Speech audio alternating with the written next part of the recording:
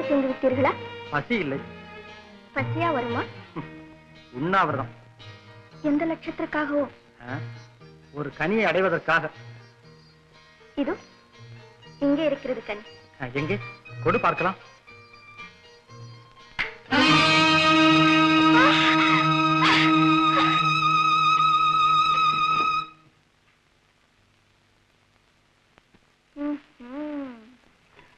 தலகாணியா பேசிட்டு?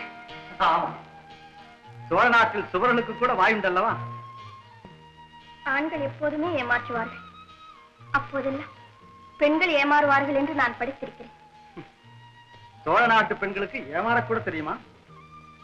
நீங்கள் பசியோடு இருக்கிறீர்கள் என்று நான் பழம் கொண்டு வந்ததிலிருந்து புரியவில்லையா? ஆமாம், உங்களுக்கு என்னிடத்தில் என்ன அவ்வளவு அக்கறை? அதுதான் எனக்கும் புரியவில்லை. புரியாதவர் தரும் பழங்களை நான் சாப்பிடுவதே இல்லை. புரிந்து கொடுக்கிறேன், விரும்பி சாப்பிடுங்க. என் பசியை தீர்க்கும் ஆற்றல் இந்த பழத்திற்கு கிடையாது. அடே, யானை பசியா? மரத்தை அடியிலிருந்து கிளை வரை முறித்து சாப்பிட்டால்தான் என் பசி அடங்கும். ஐயோ, உங்கள் ஊரில் எல்லோரும் இலை தழைகள் தான் சாப்பிடுவார்கள் போல இருக்கிறது. இலை தழைகள் என்ன, எடுத்த காரியத்தை முடிக்கும் வரையில் சாப்பிடக் கூட மாட்டார்.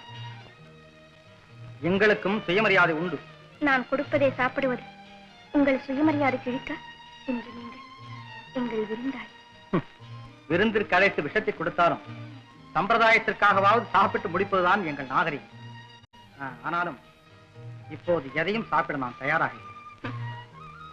நான் நயவஞ்சகர்களுக்கும் நன்றி கெட்டவர்களுக்கும் கூட விஷத்தை கொடுக்க மாட்டேன்.